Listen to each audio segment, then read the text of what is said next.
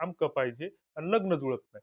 पण आपण काय पापं करतो, आपण काय चुका करतो, ह्या गोष्टी आपण कधी मान्य करत नाही आणि स्वीकारत नाही. वळतो उठतो आणि अपेक्षा ठेवतो फक्त दुसऱ्याकडून. आता 5-6 वर्षापासून आम्ही हे लग्न अक्षदा नावाने एक दुकान चालवतो. आता हे दुकान चालवत असताना 3-3दा गळा बसेपर्यंत आम्ही सांगतो, की हा कुठलाही व्यवसाय नाही किंवा या माध्यमातून लग्न जुळतात किंवा आम्ही लग्न जुळवतो असा दावा आम्ही कुठंच करत नाही.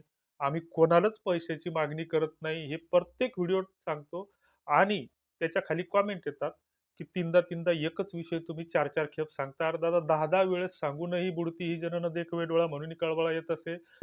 बरं लग्न का जुळत नाही त्याच्यावर कोणीच विचार करायला तयार नाही. बरं जुळत नाहीत तर जुळत नाहीत मग त्याच्यावर काही उपाय असू शकतात का? तर त्याच्यावरही कोणी विचार करायला तयार नाही. फक्त एकमेकांवर आरोप करायचे. तर WhatsAppचे काही ग्रुप केले आम्ही म्हणलं जिल्हा निहाय ग्रुप करू. 700-800 लग्न जुळली तर ती काही वेगळ्या पद्धतीने जुळली. त्याच्यामध्ये मराठा लग्न अक्षदा